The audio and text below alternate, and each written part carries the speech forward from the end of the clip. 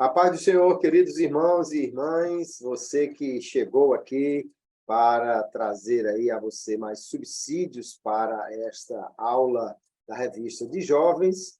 Uma alegria poder estar aqui com vocês nesse podcast EBD em Síntese, que é um trabalho do DENEC, Departamento de Ensino Cristão da nossa igreja.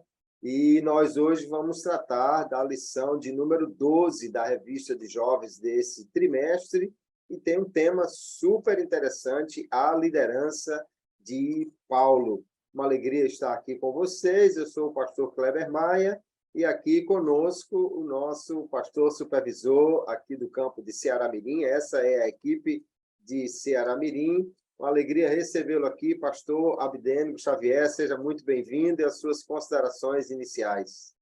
Pastor Kleber, a paz do Senhor, bom dia, a paz do Senhor também aos nossos queridos internautas, professores da EBD, em especial, professor desse segmento tão significativo que é o segmento jovem.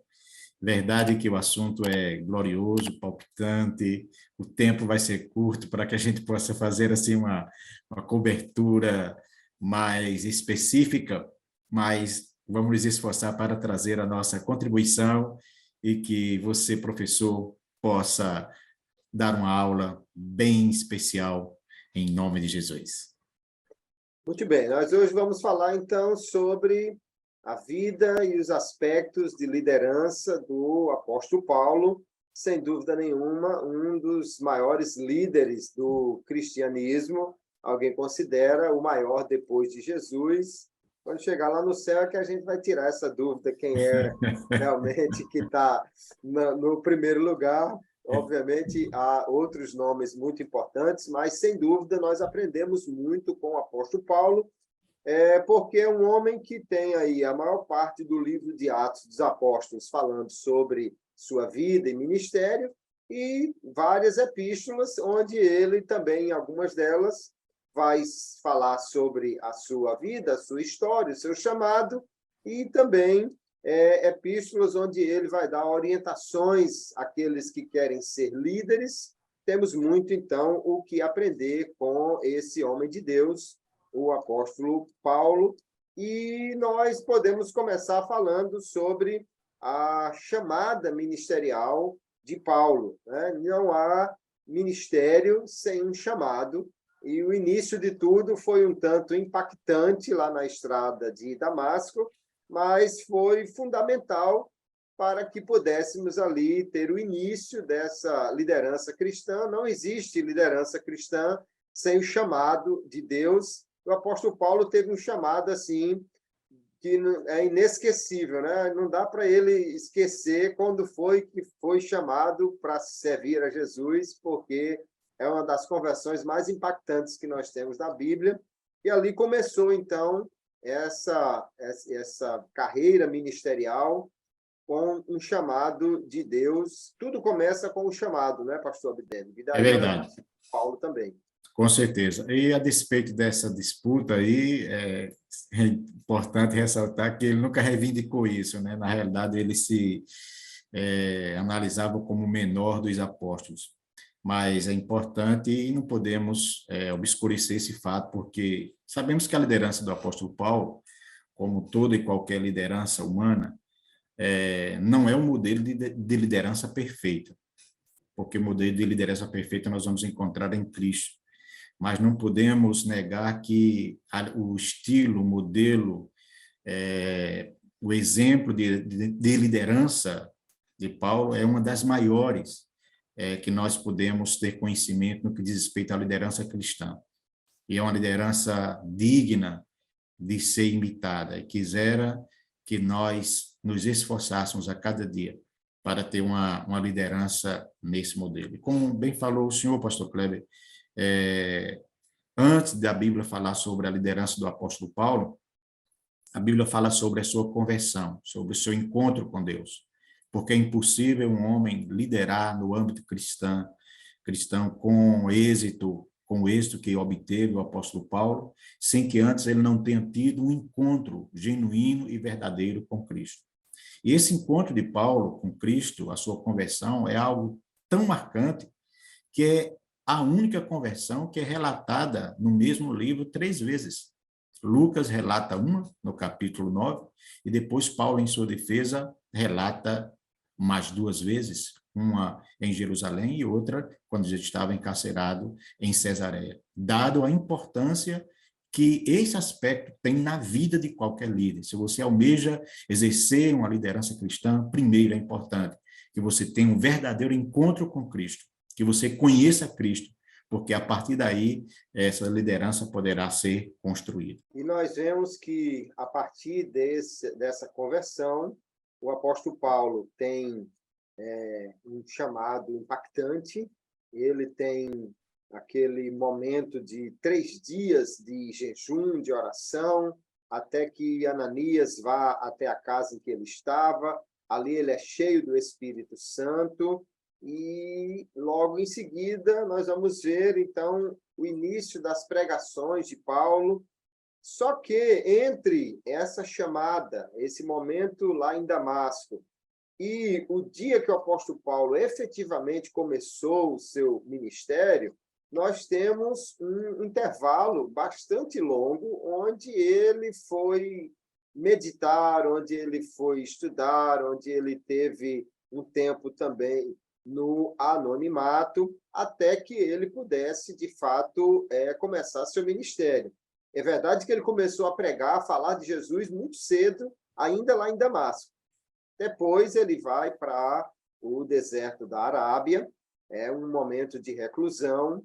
A cronologia nós não temos uma certeza em todos os detalhes, mas o fato é que ele vai falar de 14 anos depois, quando ele realmente vai começar a ter um contato maior com o ministério, até que possa ser levado até Antioquia. E é importante a gente entender esses passos, porque hoje nós vemos alguém que aceitou a Jesus e, às vezes, na semana seguinte, ele já quer começar a fazer um grande trabalho de liderança, porque, às vezes, já tem, fora da vida cristã, né? Antes da vida cristã, ele já tem alguns aspectos de liderança ou já é líder em outras áreas, e ele quer começar de imediato. Mas nós vamos ver que o apóstolo Paulo teve um período aí de treinamento, se não um treinamento formal numa academia, porque ele já tinha um conhecimento muito grande, mas um treinamento da parte de Deus para amadurecê-lo até que ele começasse o ministério. Não dá para começar um ministério sem ter esse tempo de maturidade, porque o próprio apóstolo depois vai recomendar que haja esse período. E isso é muito importante de considerar, não é, pastor? Um tempo para a maturidade e crescimento antes que uma liderança maior se estabeleça. É verdade. A primeira vez que nós encontramos a menção de Paulo como Saulo é num momento bastante delicado da igreja, né? Nós vamos ver em Atos, capítulo 7, versículo 58 ao 60, Paulo participando daquele momento em que as autoridades religiosas judaicas se levantam contra a igreja, e isso culmina na morte de Estevão, que nós chamamos o primeiro mártir da história da igreja. Paulo aparece ali já como uma pessoa de influência, apesar de jovem, mas participa ativamente daquele episódio, inclusive segurando as vestes dos que apedrejaram Estevão. Isso, dentro de uma cronologia que a maioria dos historiadores apontam, teria se dado aproximadamente aí no ano 34, 35 da era cristã, ou seja, em torno de 5 anos depois que a igreja foi estabelecida. Há um intervalo aí, e nós vamos ver novamente agora Saulo ainda aparecendo no capítulo 9, quando nós vemos aí a sua conversão, que se acredita que tenha ocorrido 1 ano após a morte de Estevão.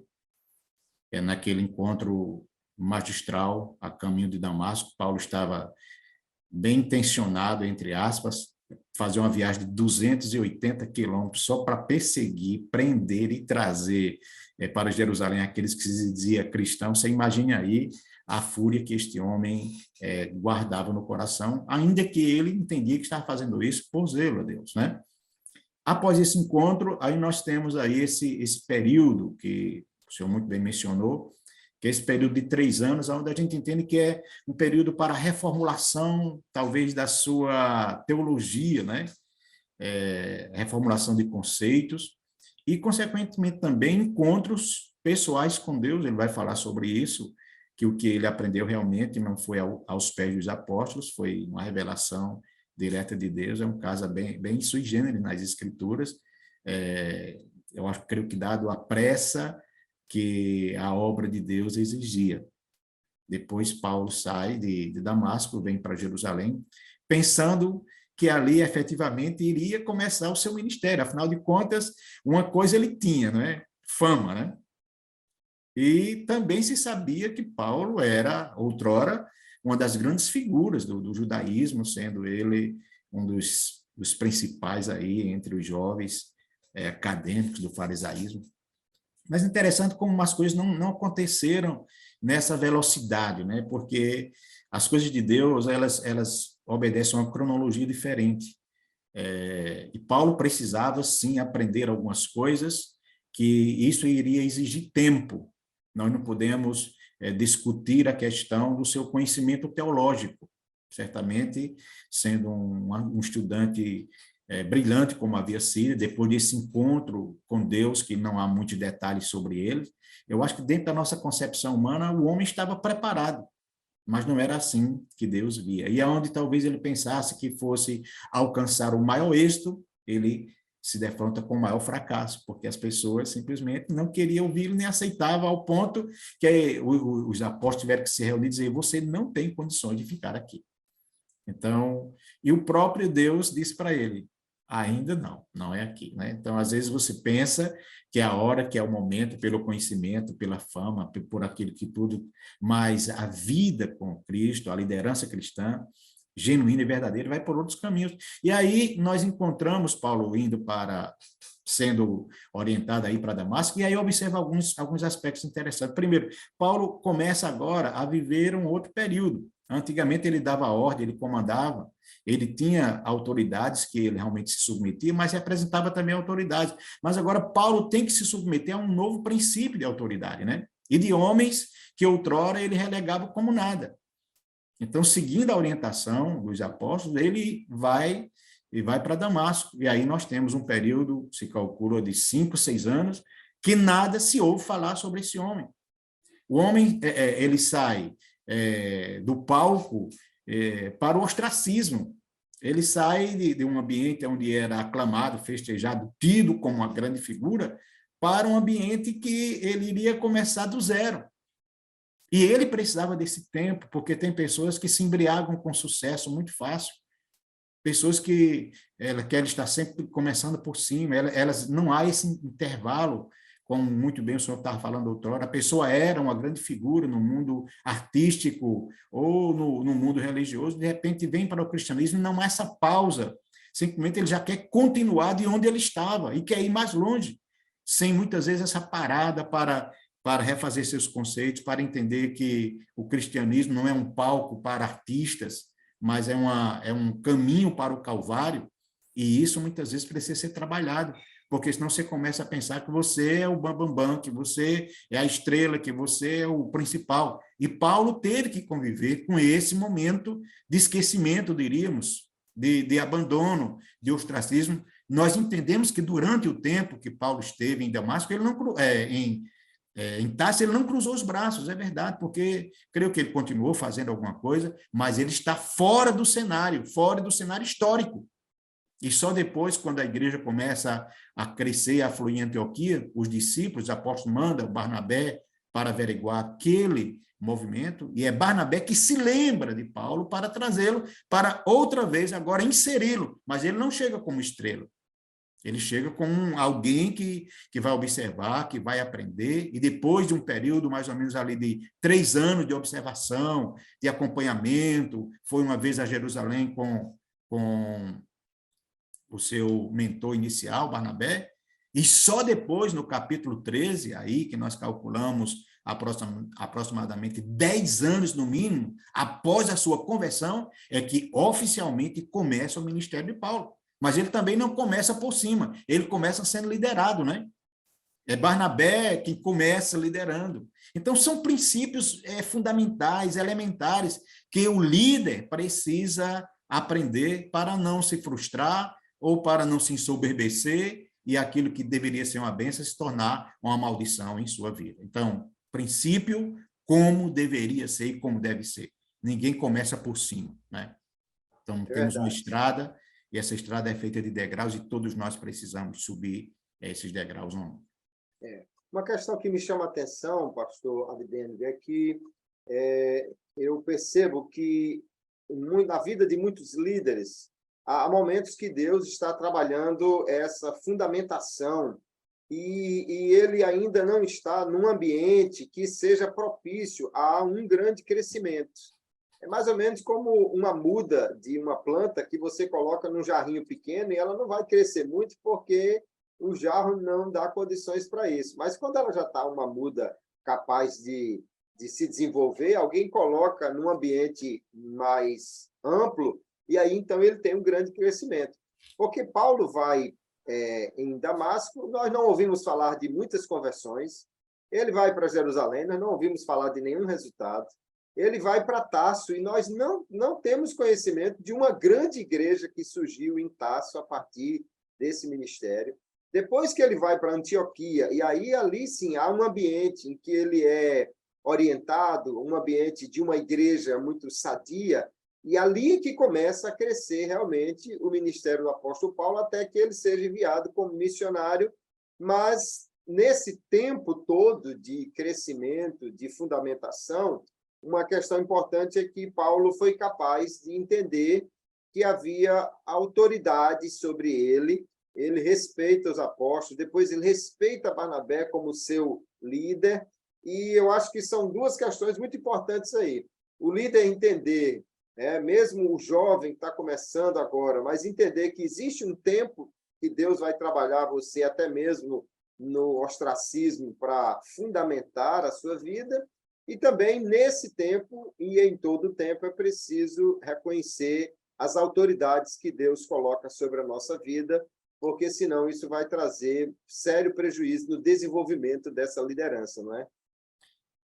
Pastor Kleber, a sua observação ela é perfeita. Nesse processo do discipulado que Paulo teve que passar, e que muitas vezes há uma tendência natural daqueles que estão começando a querer queimar essa etapa, né? A etapa da formação, a etapa do discipulado, a etapa da submissão. Então, outro aspecto que Paulo foi grandemente trabalhado, e não poderia ser diferente, é essa questão do respeito ao princípio de autoridade. O fato de sabermos mais do que outras pessoas que possam até estar na nossa liderança, não nos dá o direito de quebrar esses princípios, porque há uma diferença entre conhecimento, entre conhecimento mesmo acadêmico, filosófico, teológico e autoridade. Às vezes, o líder que está sob o liderado nem tem o mesmo grau de conhecimento que ele tem, nem tem o mesmo grau de revelação que ele tem, mas ele tem um princípio que foi otorgado por Deus, que é o princípio da autoridade. E, biblicamente falando, esse princípio não pode ser quebrado, porque quando se quebra um princípio, o princípio nos quebrará lá na frente. Esse é algo muito interessante. Quebre um princípio e o princípio lhe quebrará. Então, Paulo aprendeu e desenvolveu e praticou isto, o princípio da autoridade, da submissão. Paulo precisou aprender a ser liderado para depois aprender a liderar. Paulo aprendeu o que era obediência para depois ensinar sobre a necessidade da obediência. Paulo aprendeu sobre submissão para ensinar o que era submissão. Isso chama-se autoridade. Você fala daquilo que você pratica, fala daquilo que você vive. As pessoas veem isso em você. É diferente da questão do poder, porque o cargo muitas vezes é confiado por quem tem poder para confiar o cargo. Posição, a mesma coisa. Mas liderança é construída, porque a liderança verdadeira, ela se desenvolve mais no princípio da autoridade do que no princípio do poder. E a autoridade se constrói com exemplo.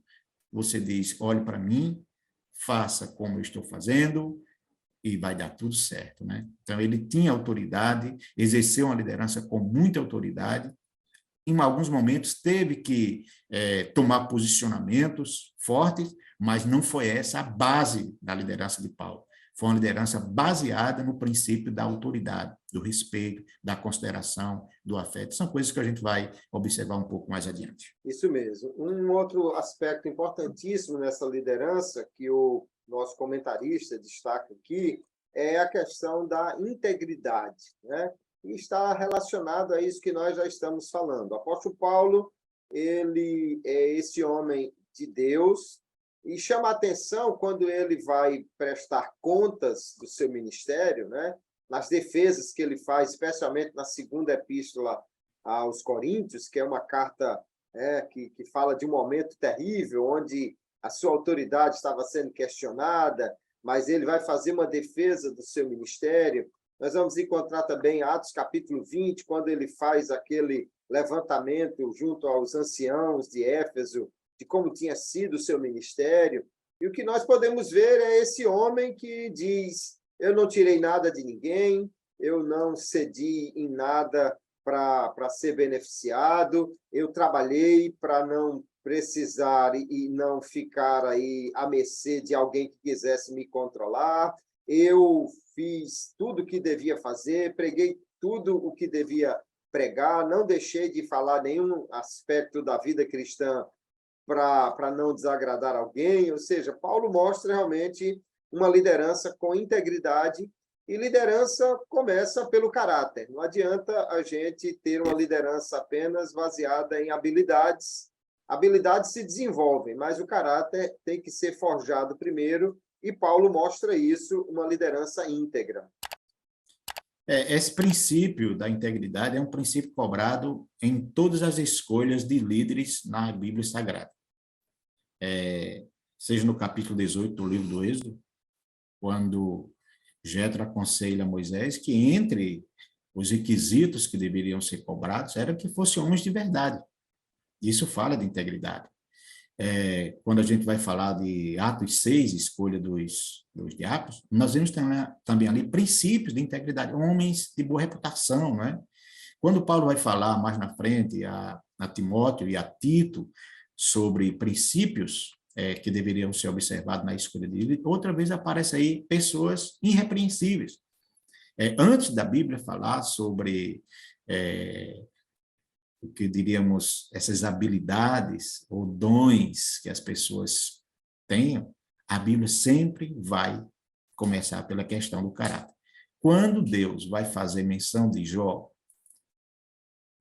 uma das primeiras coisas que Deus fala é sobre a integridade de Jó. Você tem visto, meu servo, Jó, homem íntegro? Quando no mesmo livro a Bíblia vai falar sobre o que Jó possuía, e ele possuía muita coisa, era um homem rico, mas a primeira coisa que a Bíblia diz é que ele era íntegro. Porque a integridade é a virtude sobre a qual todas as demais são construídas. Nenhum ministério se sustentará se faltar integridade. Os dons não serão suficientes para manter alguém firme. Os cargos não serão suficientes para manter alguém na liderança se lhe faltar integridade. Tire a integridade e você vai estar tirando a base do ministério, da vida, da conduta de qualquer pessoa. E integridade, eu achei interessante aqui a descrição, o conceito que o nosso comentarista deu, significa uma pessoa inteira, completa, né? Irrepreensível na conduta. Não é uma pessoa que tem um duplo comportamento. Tem pessoas que no púlpito, na igreja, à frente dos líderes, tem um comportamento mais sozinho, então é uma outra pessoa. E isso é horrível, isso pode funcionar na política, isso pode funcionar em outras áreas, mas não no que diz respeito à vida cristã. Uma vida cristã precisa estar firmada na integridade, porque não é só o que as pessoas dizem ao nosso respeito, isso é reputação, o que as pessoas dizem ao nosso respeito. Mas integridade, caráter, é aquilo que Deus sabe que nós somos.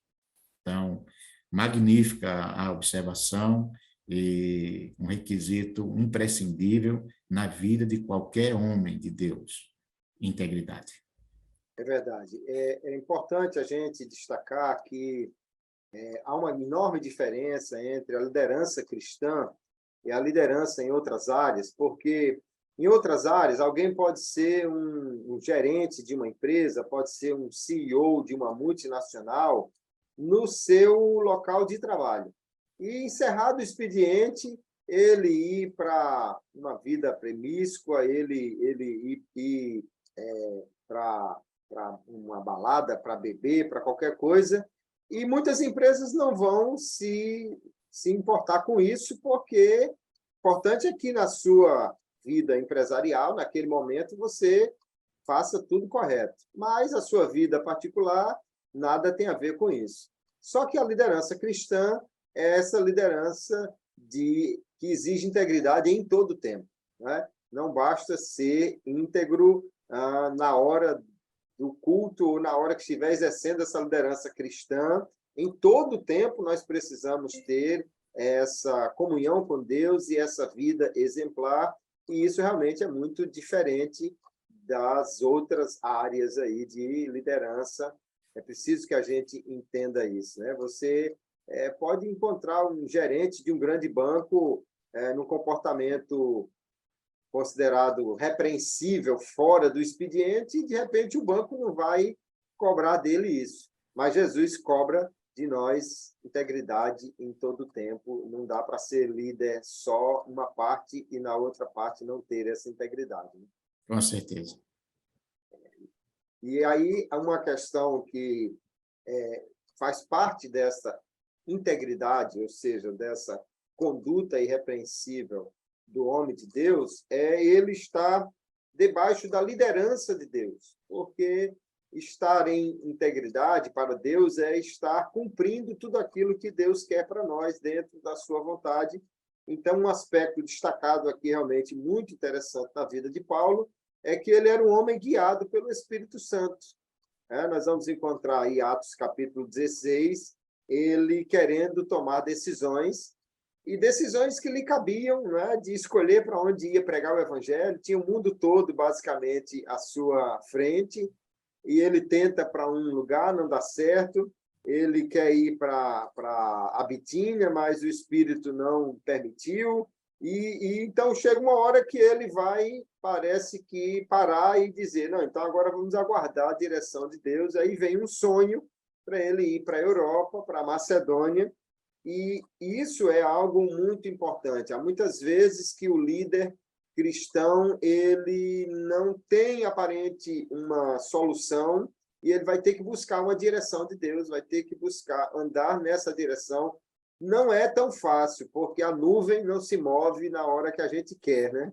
Mas é necessário que o líder cristão tenha essa submissão à direção de Deus. Do contrário, ele pode fazer escolhas que aparecem na sua frente como sendo muito boas, mas não vai dar certo, porque a liderança cristã tem que estar na direção de Deus, não é verdade, pastor?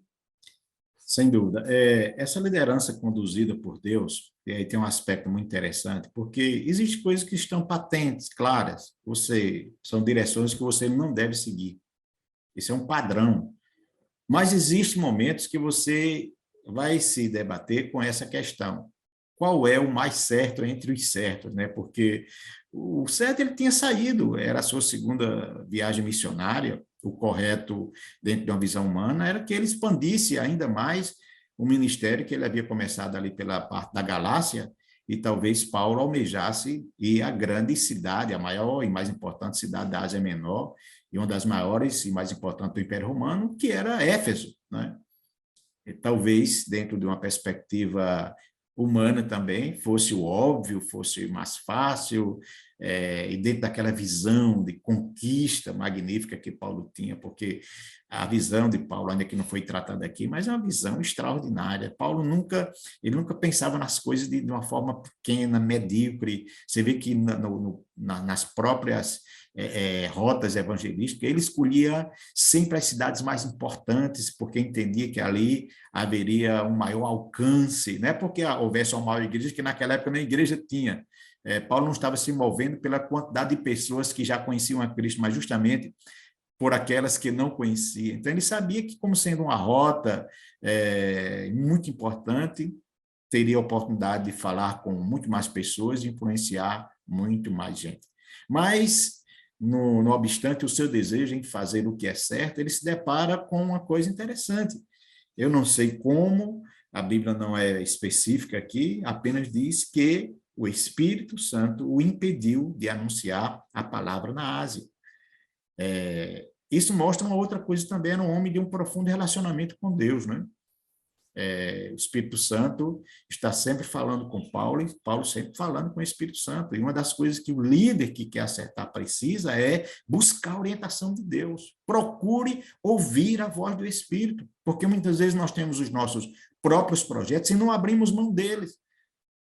Então, o Espírito Santo diz a ele, não vai ser para a Ásia. E ele pensa aí mais ao norte, um pouco mais distante, para a região ali da Bitínia. E, se não é perto, então deve ser mais longe, mais dentro dessa área aqui. E outra vez, o Espírito Santo diz, não é. Mas também não diz a ele aonde é. Porque há momentos que Deus diz não, mas também não imediatamente não diz o sim. E ele tem a resiliência de esperar uma orientação de Deus. E naquela espera, então, como bem falado e bem explicado aqui, então ele tem um sonho, uma visão, e ele compreende que Deus o estava direcionando para a Europa, não é? E nós sabemos a importância que foi Paulo ter sido direcionado por Deus para o continente europeu, ao invés de permanecer no continente asiático.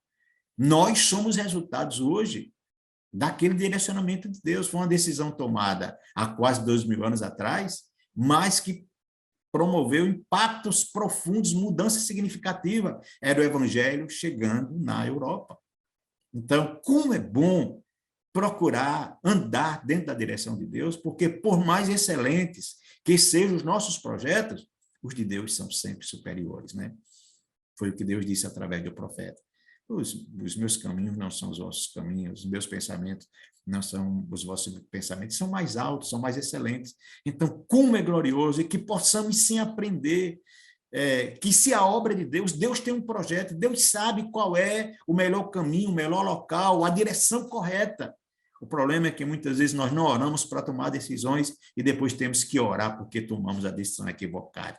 Então, andar dentro da direção de Deus nunca vai ser fácil, mas vai ser mais glorioso, porque nós sabemos que, mesmo estando Paulo dentro da direção de Deus, ao chegar em Filipos, não encontrou uma orquestra ali esperando, não encontrou uma igreja pronta, não encontrou ninguém no porto, pelo contrário, foi um desafio novo, porque nem sinagoga tinha, né?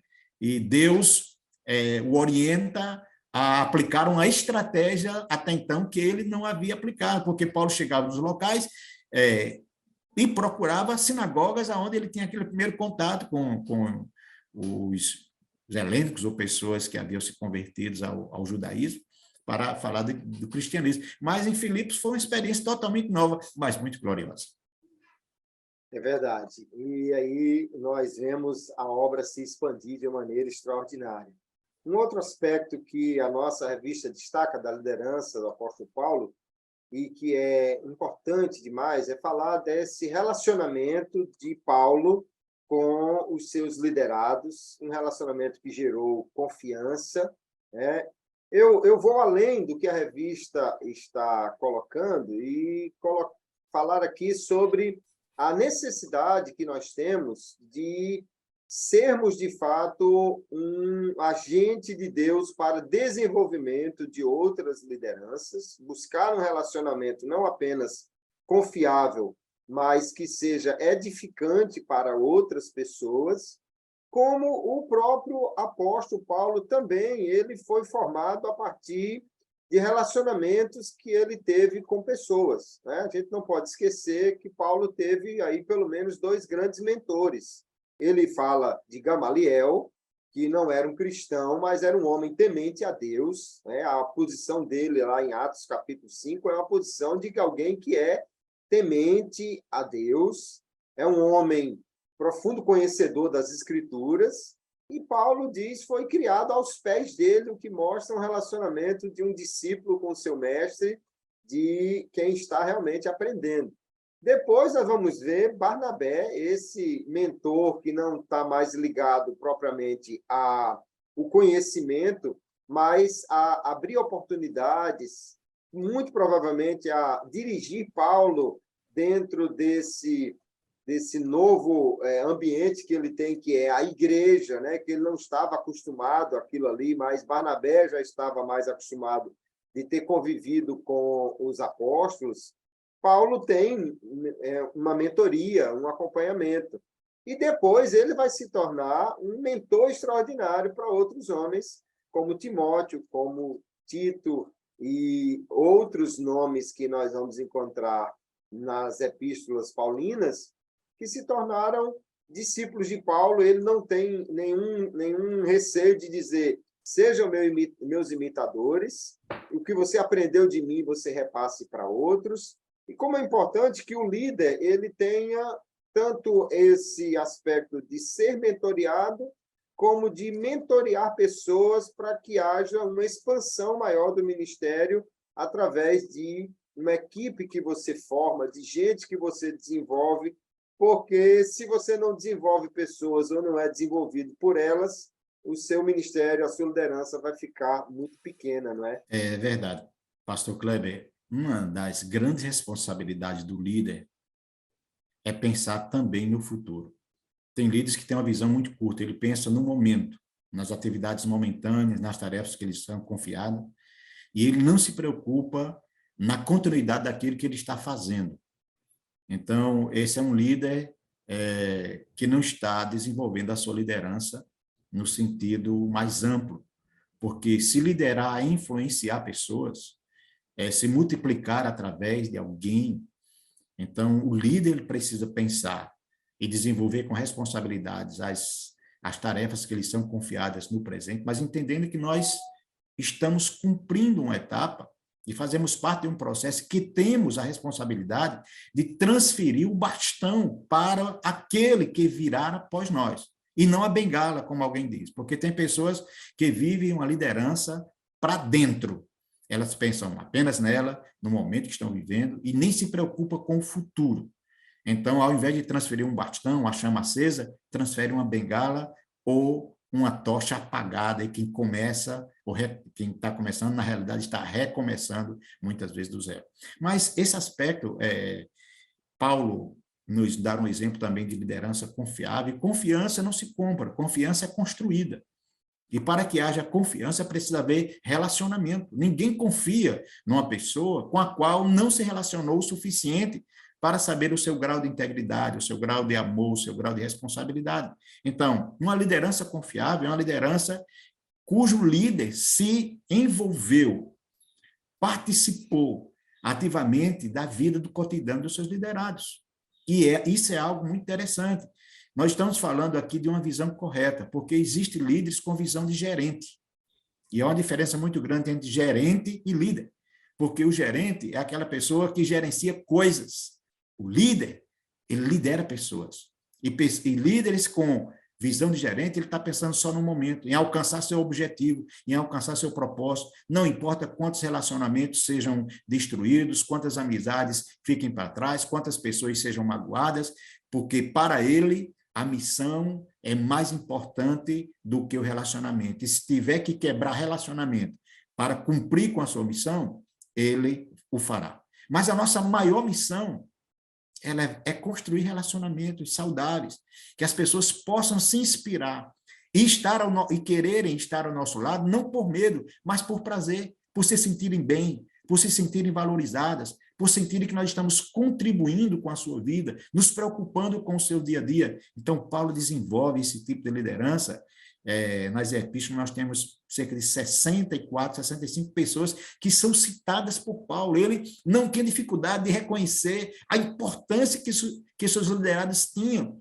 Ele não tinha dificuldade de reconhecer que o que ele conseguiu foi porque alguém o ajudou, alguém participou da sua vida. E se essas pessoas participaram, numa época em que não havia, digamos assim, um incentivo financeiro, então é porque ele era, sim, um líder confiável. As pessoas entendiam que ele tinha real interesse pelas pessoas e pela causa do Evangelho. Mas é algo importantíssimo, essa questão da confiança, uma liderança confiável, que era a liderança do apóstolo Paulo. Muito bem, nós temos ainda um outro aspecto aqui dentro da nossa lição, que são aspectos práticos da liderança de Paulo. Então, Paulo era um líder que conhecia também suas limitações. Era um grande homem, um grande teólogo, um homem que desfrutou de revelações extraordinárias, mas também entendia que não era um super-homem, que não era um super-crente. Era um homem que tinha suas limitações. Sem dúvida nenhuma, um líder precisa formar outros líderes, até porque uma questão importantíssima é que nós precisamos entender que o líder ele não trabalha sozinho, ele precisa de ter uma equipe, o ideal é que complemente as habilidades do líder, faça aquilo que ele não pode fazer, aquilo que ele não pode fazer sozinho. Então, também uma questão importante, aí o terceiro ponto da nossa lição fala é sobre a questão do autoconhecimento do líder. O líder precisa conhecer quem ele é, o que ele pode fazer, no que ele é bom, no que ele não é, porque aí ele vai poder também desenvolver outras lideranças que vão somar as habilidades dele. Paulo era alguém que conhecia as suas limitações. Eu acho interessante quando ele escreve a primeira epístola aos Coríntios, e ele diz, olha, eu não fui chamado para batizar, eu fui chamado para pregar o evangelho, ou seja, outras pessoas vão batizar no meu lugar, outras pessoas vão fazer outras coisas. Como é importante o líder conhecer suas limitações, conhecer aonde ele pode trabalhar melhor, onde ele tem as áreas de maior fragilidade, tanto para ele poder evitar as tentações daquelas áreas mais frágeis da sua vida, como para poder desenvolver outras pessoas que possam complementar essa liderança. Eu sempre digo, quando você está trabalhando como líder, naquilo que ele é muito bom, você aproveite, e naquilo que ele não é, você ajude para complementar esse processo. Esse autoconhecimento é fundamental também para o líder, não é, pastor?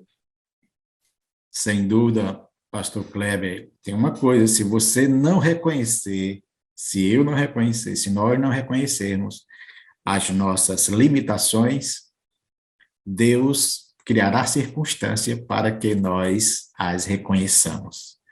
Ninguém é bom em tudo é Deus. Nós temos habilidades em algumas áreas, mas ninguém tem habilidade em todas as áreas, e eu glorifico a Deus por isso, porque naquilo que não somos, tem alguém que é, e isso nos faz fortalecer a ideia de corpo, a ideia de dependência, a ideia de unidade, de que ninguém é tudo só. Então, precisamos reconhecer, tanto no aspecto do envolvimento e da valorização daqueles que estão ao nosso lado, como também essa questão do auto-reconhecimento, não é? Quanto mais acharmos que somos, na realidade, menos somos. Menos espaço haverá para que Deus atue em nossas vidas, porque as nossas debilidades, elas podem ser um excelente instrumento para nos tornar mais humildes, mais dependentes de Deus e mais também reconhecedores de que sem Cristo nada nós podemos fazer. E é muito, a gente fala das habilidades, a gente fala desse potencial que o apóstolo Paulo tem, mas ele mesmo, porque uma coisa é eu falar das debilidades, das limitações de outra pessoa. Outra coisa é quando eu me proponho a falar das minhas próprias debilidades. Não estou falando aqui de pecados, não estou falando aqui de um caráter deformado e utilizar a fraqueza humana para justificar a minha vida de pecado. É outra coisa totalmente diferente. Estou falando aqui de pessoas que, mesmo sabendo o que precisa ser feito, reconhece que sozinho não pode fazer. É como no caso do tabernáculo, eu sempre lembro essa questão, porque foi a obra mais magnífica que se tem conhecimento no Antigo Testamento, até a construção do templo de Salomão. Nós chamamos tabernáculo de Moisés. Mas o que foi que Moisés fez naquele tabernáculo? Qual foi a peça que ele construiu? Qual foi a cortina que ele teceu? Não. Mas prestaram ao projeto e foram de grande utilidade para o engrandecimento do reino de Deus. Então, reconhecer as nossas limitações faz parte do processo do verdadeiro líder cristão. É verdade. E um outro aspecto, já caminhando para o final desse nosso tempo de comentário aqui, que passa rápido, mas nós precisamos ainda falar uma questão muito importante, é que a liderança, ela sempre envolve sacrifícios. É você estar disposto a se sacrificar em prol da missão que você tem, em prol do desenvolvimento de outras pessoas. Isso é uma questão muito importante, porque o apóstolo Paulo, ele deixa claro que deixava se gastar por aquelas pessoas, e também ele delegava responsabilidades para os obreiros. Ele envia Tito, ele envia Timóteo, ele envia outras pessoas para fazer um trabalho. E é lógico que quando você confia uma missão a uma pessoa que está sendo ainda treinado, provavelmente ela vai fazer com menos habilidade ou excelência do que você poderia fazer. Mas isso também faz parte do sacrifício do líder em aceitar que seja feito menos para que alguém tenha a oportunidade de se desenvolver, além das decisões de você se esforçar o máximo. Eu acho que essa questão do sacrifício está muito ligada à questão da responsabilidade. Eu me sacrifico exatamente pela responsabilidade que eu tenho, e um líder que não tem responsabilidades, ele vai sempre pensar no seu conforto, no seu benefício, e não na obra ou nos outros. Mas a liderança sempre vai exigir essa junção aí de responsabilidade e sacrifício. Sem essa dedicação maior, o líder nunca vai conseguir realmente desenvolver nem a sua missão, nem os seus liderados, né? Verdade. De forma bem sucinta, é impossível se desenvolver uma liderança exitosa se o líder não está disposto a se sacrificar. Porque eu utilizo sempre essa ilustração de que o líder é como uma vela. Para que o ambiente seja iluminado, ele precisa se consumir. Então, se não temos disposição para se sacrificar, porque liderar é servir, e ninguém serve uma grande quantidade de pessoas, porque o tamanho da liderança de um líder não é medida pelo cargo que ele ocupa, mas pela quantidade de pessoas que o acompanham, que o seguem. Então, isso é que mede a liderança de uma pessoa. Então, quanto mais pessoas você liderar, maior também será o nível de sacrifício, porque uma coisa é servir a 10, outra coisa é servir a 1000. Então, não existe uma liderança efetiva aonde não houver sacrifício. E o maior exemplo que nós temos disso é o próprio Jesus. Uma outra coisa, que o senhor falou, pontuou muito bem, já concluindo, é que não há possibilidade de desenvolvermos uma liderança dentro dos padrões cristãos sem responsabilidade. E foi o que Paulo falou. Ele disse, eu, de muito boa vontade, não estou aqui forçado, não estou aqui obrigada, não é porque estão aqui me forçando, não. Eu estou fazendo isso de muita boa vontade. E me gastarei e me deixarei gastar pelas vossas almas, ainda que, amando-vos cada vez mais, seja menos amado. Aqui está um princípio interessante. Em primeiro lugar, o líder com responsabilidade, ele não desenvolve uma liderança cujo maior propósito é ser aclamado, aplaudido, amado. Mas o líder que desenvolve uma liderança com responsabilidade, ele entende que o seu maior propósito é amar. Se você amar, você vai servir. Se você amar, você vai conquistar. Se você amar, você vai não apenas se envolver, você vai se comprometer. E a grande diferença entre o envolver e o comprometer-se é uma ilustração básica. Todas as vezes que você come bacon com ovos, você encontra alguém que se envolveu e alguém que se comprometeu. Em bacon com ovos, a galinha, ela se envolveu. O ovo é da galinha.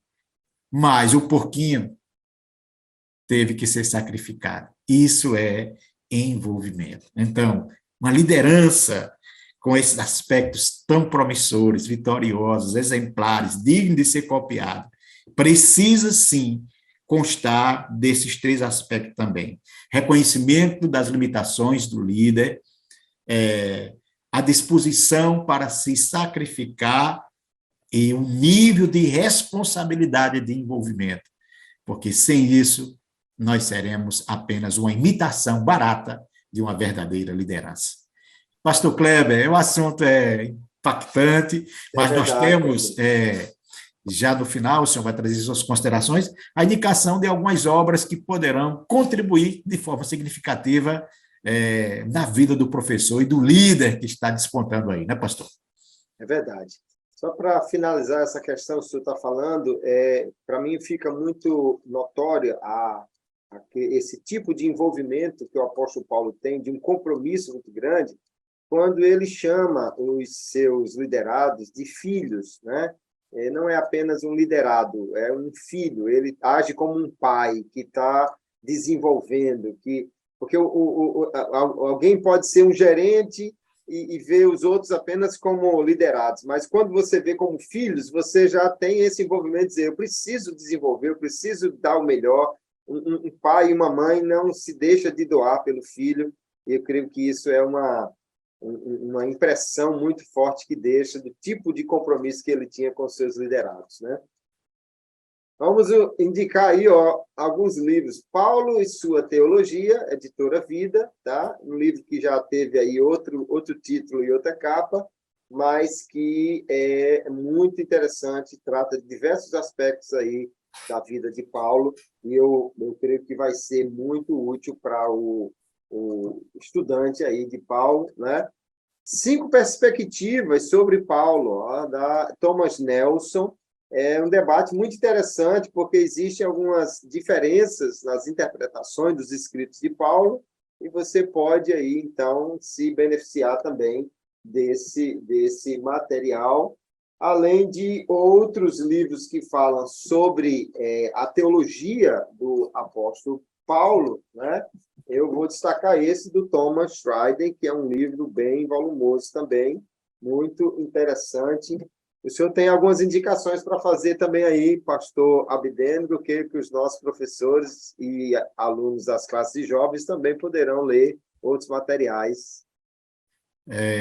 Eu quero que vocês não estranhem a gente estar falando aqui com dando tanta ênfase à vida de Paulo, porque no Novo Testamento é o segundo nome mais citado, é a pessoa mais influente na história do cristianismo depois de Jesus, e o homem que escreveu dos 27 livros, 13 das 21 epístolas que estão no Novo Testamento, 13 foram escritas pelo apóstolo Paulo. Então, não poderíamos deixar de falar como temos falado, né? E o pastor Kleber falou de algumas obras literárias, nós temos aqui algumas também, essa muito importante também, porque faz um resumo e trata de aspectos, inclusive da infância do apóstolo Paulo, sua escola, é muito importante. Série Heróis, né? da Fé, muito boa. É a série que foi escrita pelo Charles Swindoll, muito bom esse livro, aspecto muito interessante. Um outro livro também que pode contribuir de forma significativa é esse escrito aqui por John Pollock, o apóstolo, né? Então, quem lê John Pollock já sabe de quem eu estou falando, né? Um autor brilhante, e você vai ter assim uma ideia bem mais aprofundada de quem foi esse homem e qual a sua importância na história do cristianismo. E eu quero concluir também com essa obra, que é inclusive da CPAD, e faz assim um resumo histórico muito lindo, bem fundamentado, sobre a vida do apóstolo Paulo, que é A Vida e os Tempos do Apóstolo Paulo. Então, são obras literárias assim que vai acrescentar e que não pode nem deve faltar na biblioteca de um estudante, de um líder que está despontando e está crescendo. Pastor Kleber, meu abraço, minha gratidão por esse momento de crescimento, de informações tão importantes. É sempre um prazer dividir esse espaço com o senhor e é sempre um momento de aprendizagem. Da mesma forma, pastor Abdengo, é sempre uma alegria poder desenvolver aqui esses temas e aprender com o senhor e estarmos juntos, porque vamos, assim, a palavra de Deus diz que o ferro afia o ferro, né? É muito importante nós termos com pessoas que nos ajudam a desenvolver, que abrem a nossa mente, a nossa visão, e deixo aqui a palavra final para os nossos líderes, professores das classes de jovens, que procure estar junto com pessoas que lhe desenvolvam, que lhe abram a visão, que lhe ajude realmente a crescer, e você vai, de fato, ter um crescimento mais sólido, e assim o reino de Deus vai também ter esse benefício. Então, um grande abraço a todos, a paz do Senhor, até a nossa... Agora só nos veremos no próximo trimestre, se Deus quiser, mas fica aqui a nossa contribuição. Que Deus abençoe a todos. Um grande abraço, fiquem na paz do Senhor. E só lembrando, as pessoas que você escolhe para estar ao seu lado poderão definir o seu ministério e a sua liderança. Um grande abraço e até o nosso próximo encontro, em nome de Jesus. Amém.